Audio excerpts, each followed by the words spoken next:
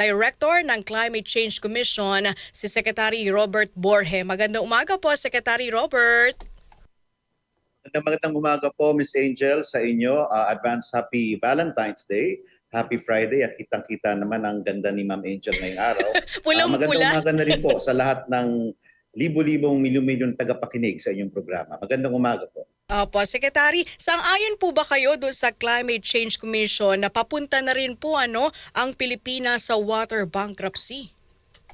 Magandang tanong yan kasi ang study na yan, Ma'am Angel, ay ginawa ng UN University. So, distinguish lang ho natin kasi iba pag sinabing UN University, which is an institution for research, at iba pag sinabing UN mismo ang nagdeklara. Katulad ng sa Climate Change Commission, mga declarations po ay dumadaan ng UN, declarations ng UN ay dumadaan sa tinatawag na Intergovernmental Panel on Climate Change. Ito po, para lang sa maintindihan ng mga tao, ito ay isang report ng UN University. Pero gayon pa man, syempre, sila din ay mga eksperto sa kanilang mga field. So what it basically says is that may challenge po, may hamon ng water bankruptcy. Ibig sabihin ito, ito'y isang abiso para sa atin at dahil ang Pilipinas ay may sarili din tayong mga siyentipiko, ito ay isang babala or warning. Tapos it encourages us to think about the idea of water bankruptcy and how it applies to the Philippines. Ang importante po dito ay ang mensahe ay klaro, kailangan nating pangalagaan ang ating water resources dahil pag hindi, ang mangyayari po ay masasalat tayo o makukulang tayo dito. Ang sinasabi nga natin dito ay mag-ipon, huwag maging waldas para tayo at ang ating pamilya ay may magandang bukas. So maganda ang konsepto ng bankruptcy para ma-underscore or maipaliwanag sa mga tao na kailangan hindi tayo dukot ng dukot sa ating water resources. Dahil kung dukot tayo ng dukot, parang finances din, parang budget, ay talagang walang mangyayari sa atin. Opo, Secretary Robert, ano po ang epekto nito sa ating bansa? Lalong-lalo na madalas po tayong tamaan ng mga El Nino o yung mga tagtuyot. Tama po. Actually, dalawang sides of the same coin. Ang Pilipinas naman ay hindi water poor country. Pero syempre po tayo ay may water risk po tayo dahil nga po sa climate change, tinatawag na population growth at saka yung urbanization or pag-develop natin. May tubig po tayo, may water resources, especially fresh water resources, pero ang distribution po nito ay hindi even at malakas ang epekto ng tagtuyot at pabago-bagong pag-ulan po.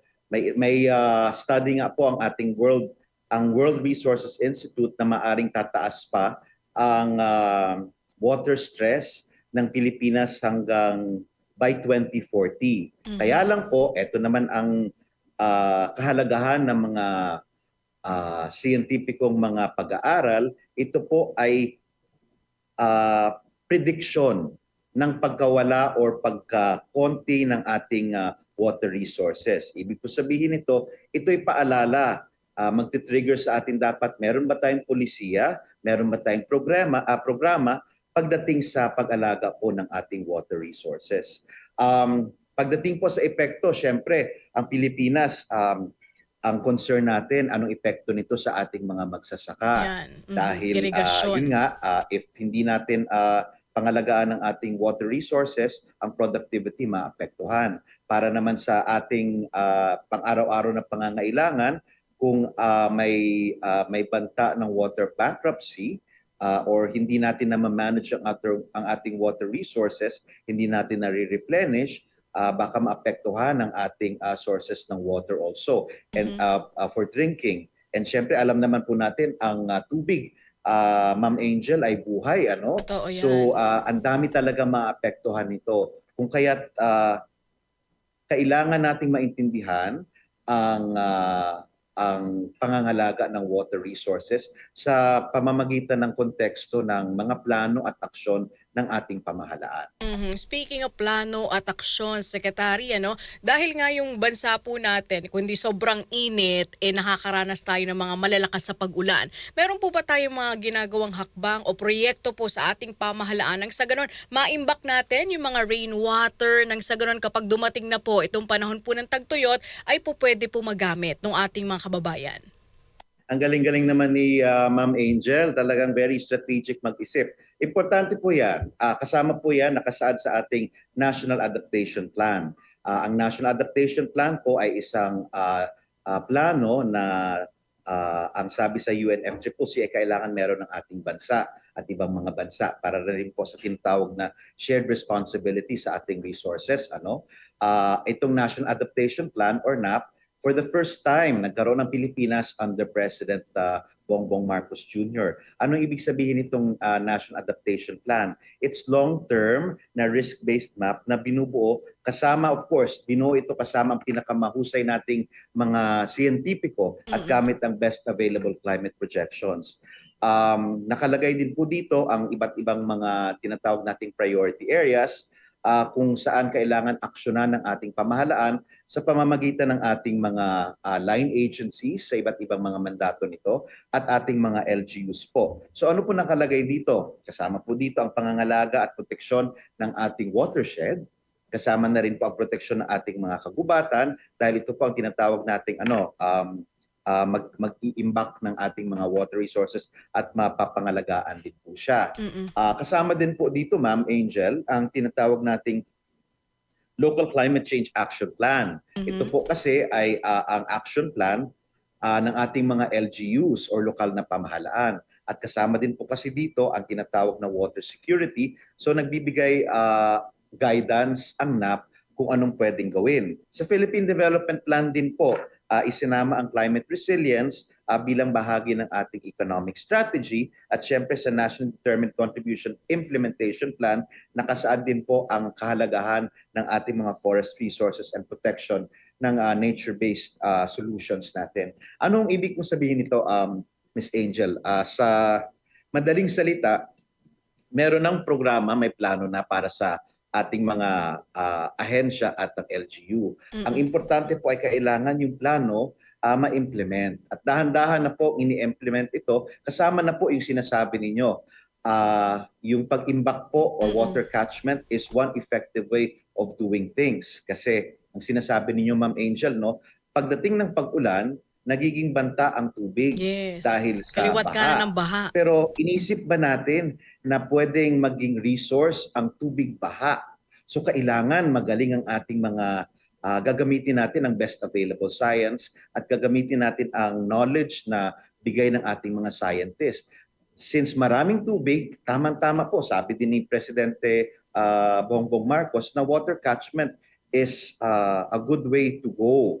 So ito po ngayon ay isa sa mga paraan na iniisip ng ating pamahalaan, national at lokal, para magamit ang resources para pagdating naman ng kasalatan ng tubig, kung may drought, ay magagamit na ito ang mga naimbak nating mga tubig. So these are important things, pero ang sinasabi ko lang po is, Ma'am Angel, yung pag-iisip po ninyo, ang tawag po natin dyan ay science-based, data-driven, evidence-driven na mga proyekto. So kailangan po talaga ang ating national government at ang mga local agencies, local government at mga partners natin, isipin na, ay, meron tayong importanteng tool at ito ay ang agham para matulungan tayo. Again, sabi ko nga kanina, sometimes iniisip natin siya as a problem, pero baka mamaya may oportunidad para gamitin ang mga resources na nakukuha natin of course sa ating kalikasan.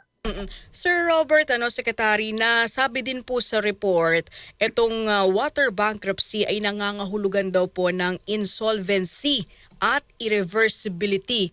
Ano po ba ang ibig sabihin noon? Kumaga, paano po natin may iwasan na mawala yung natural na supply ng tubig sa ating, hindi lang sa ating bansa, kundi sa buong mundo? Kasi nga ngayon ang dami ng basura sa ating mga karagatan, di ba? Kung ano-ano po yung mga nakikita natin na mga kalat.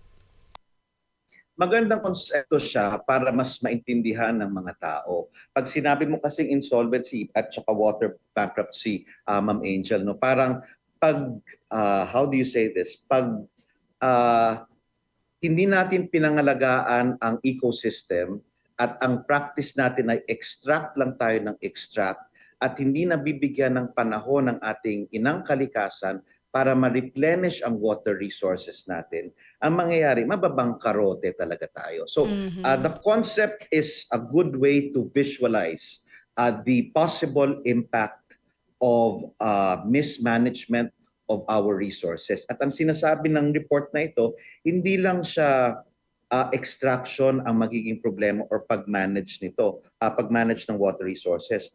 Fina-flag nito na kailangan mabigyan ng panahon ng ating ecosystem, ang ating kalikasan na makapahinga dahil hindi po automatic na magkakaroon ng water resources ulit. So ibig sabihin, integrated at systems-wide ang magiging approach natin. Sa madaling sabi, Ma'am Angel, ang ibig lang sabihin talaga nito is kailangan wag natin abusuhin kung Abusuhin. anong meron tayo. Mm. Again, hindi naman salat sa tubig ang Pilipinas. Pero ang tanong, maayos ba natin ginagamit ito, ang water resources natin? Ang isa pang tanong, pinangangalagaan ba natin ang natural infrastructure, natural na infrastruktura na magbibigay at magre-replenish ng ating water resources? So, sa madaling salita, ang lesson dito is, Pilipinas, Pilipino, kailangan magtipid tayo, huwag tayong maging waldas dahil ang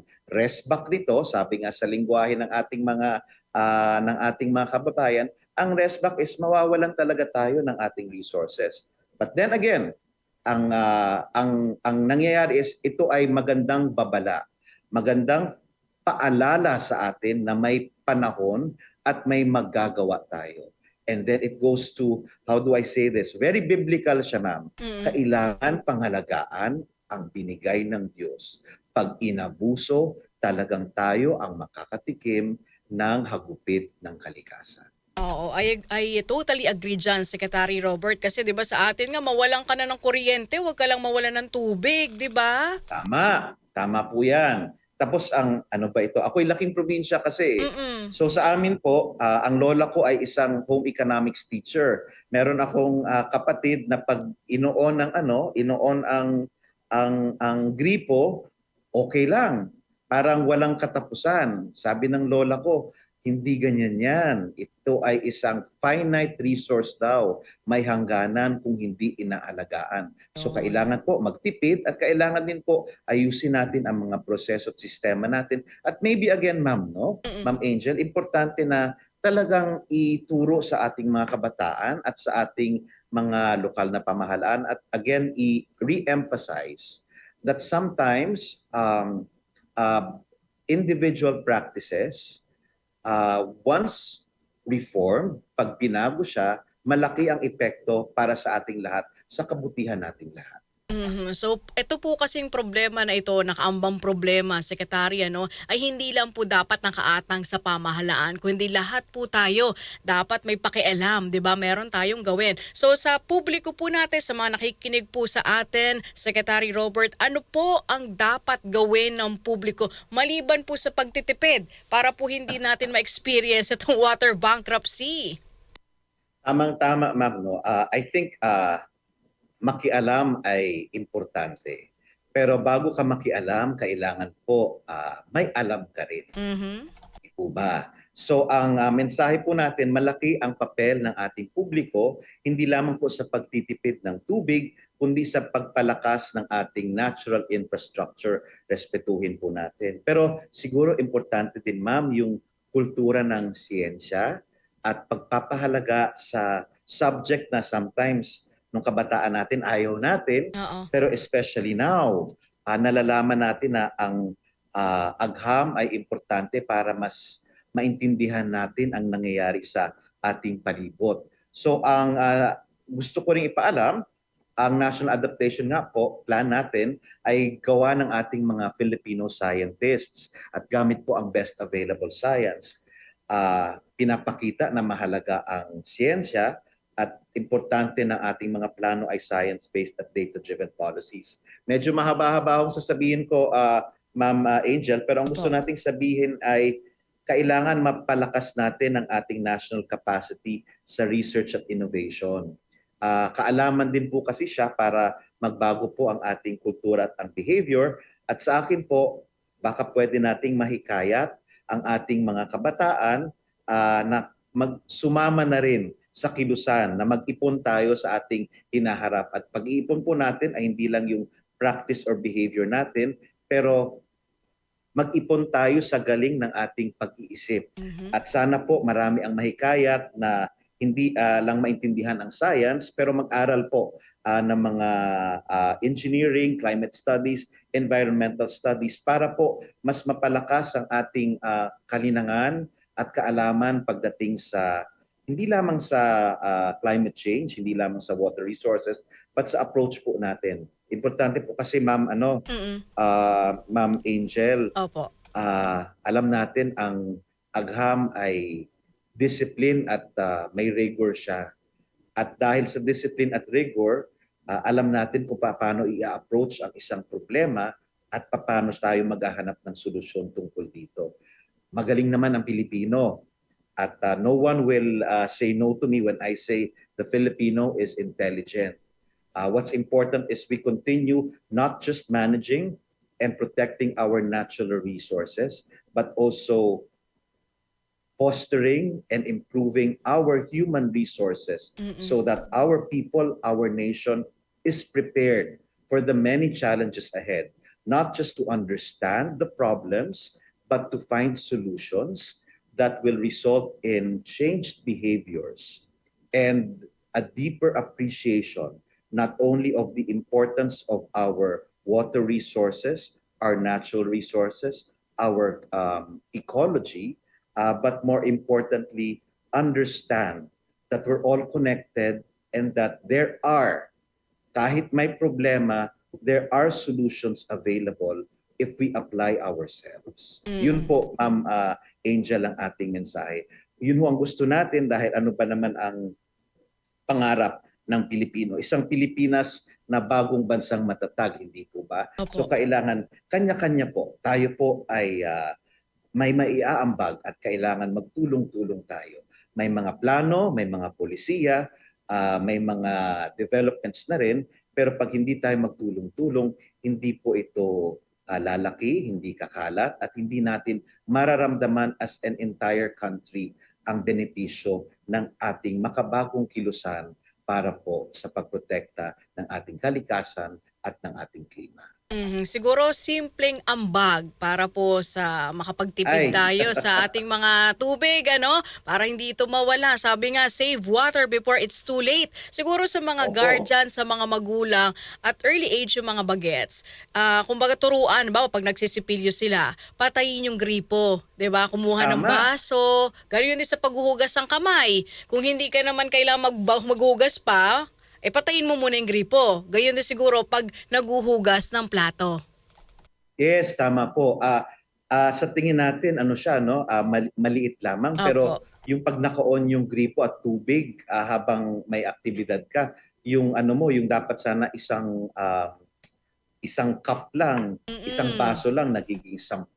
Kung everyday yan, araw-araw natin ginagawa yan, Tama. so gaano paano yan? So importante mo yung mensahe mo.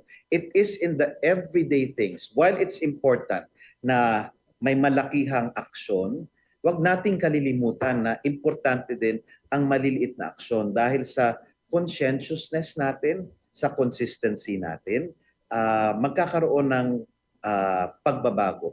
If I may just share, Ma'am Angel, Sige po, Secretary. tayo po kasi ay nagkaroon ng pagkakataon na anong tawag dito, makabisita sa ibang bansa Mm. at pag-aralan ang kanilang mga behavior at values. Meron po ako napuntahan, ito po ay bansang Hapon at ang bansang Germany. Tapos Mhm. sinasabi ko, ibang klase sila mag-isip at kahit na sila ay mayaman na bansa, alam niyo po, ang tipid-tipid nila. Nung ako'y nag-aral, sinabihan talaga ako ng aking host family, nung ako'y naguhugas, yung sinasabi po ninyo, Mm. huwag ganyan. Dahil sayang yung tubig Sayang na yung sanang tubig. pwedeng inumin or wag munang gamitin dahil ibang tao ang pwedeng magbebenepisyo. So nakita natin na isang mensahe, dahil ikaw ay isang mayaman na bansa or mayaman ka sa resources, kailangan magtipid ka pa rin. Huwag talagang waldas. At maganda yung mensahe mo, ma'am. Nako, ngayon in the context of our Valentine's Day, sinasabi natin kailangan mahalin natin ang ating kapwa. Mahalin din talaga natin dapat ang ating kalikasan. At syempre pa, kung minamahal natin ang ating kapwa, ang ating bansa, hindi po natin siya inaabuso, hindi po ba? So magandang mensahe ngayong araw ng puso, kung saan ba talaga ang ating puso. Ito ba ay para sa ating kapwa at sa kalikasan o para lang sa atin? I'd like to believe that the Filipino has nagmamalasakit at may pagmamahal beyond himself and his family. So sa pamamagitan po ng programa nyo, Ma'am Angel, let's spread the love Yan. and let us do acts of love in which way we protect ourselves and the future generation. Ang ganda nun, Secretary, kasi ang pagmamahal naman ay hindi lamang sa iyong kasintahan, 'di ba, sa kapwa, kung hindi sa ating kalikasan. Tama po, ma'am. At sana po ay bukas, karamihan sa ating mga tagapakinig ay kasama ang kanilang mga mahal sa buhay. And again, they will spread the love not just with their loved ones, but also apply it to the environment and to our climate.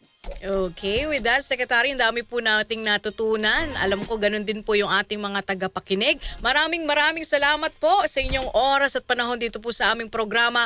Mabuhay po kayo at sa uulitin po. Sa ulitin po, mabuhay din po at maraming salamat. May